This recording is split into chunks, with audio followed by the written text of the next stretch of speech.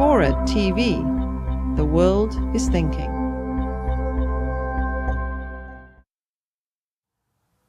Walter Willett, the head of public health, School of Public Health at Harvard, says 95% of cancer is preventable. But the entire cancer phenomenon are therapists, surgeons, chemotherapists, drug people. Nobody's out there trying to prevent cancer. They're all so busy treating it because you get paid for it. So that translates into the very fabric of who sits on the councils at the National Cancer Institute. It distorts every part of our medical environment. At Stanford now we have a guy named Jerry Kassirer. Kassirer was the editor of the New England Journal of Medicine, a credential above which there's none higher in American medicine. He wrote a book called On the Take. It's out there. He said, the entire medical system is corrupt. Start at the head of the NIH, to the deans of the medical schools, to the heads of the department. They're all out there because their department does better if the drug company is kicking in $100 million, $200 million.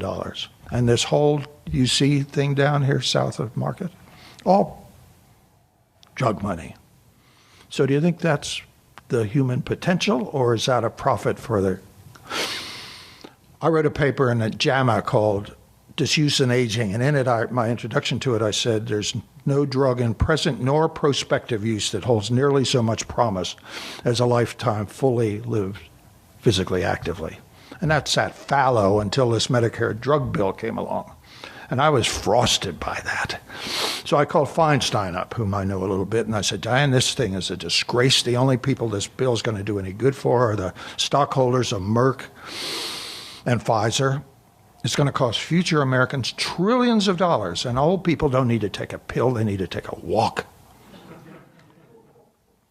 She said, don't talk to me about that. Call up Graham. Robert Graham was the Democrat from Florida who was the principal architect. So I get on the phone and start haranguing his health staffer, Howie Foreman, and he said, stop, Dr. Bortz. Of course you're right, we know that, but we just got 30 million emails from the AARP insisting that we pass this bill because the AARP is in the drug business. But that's America. That's the way it is. So what are you going to do about it? So my thing, my next medicine is kind of clear the slate. Go back to first principles. If we say that we need to know what the human life potential is, which I think we pretty much do now, what are the shaping elements? And all of our strategy should go to that.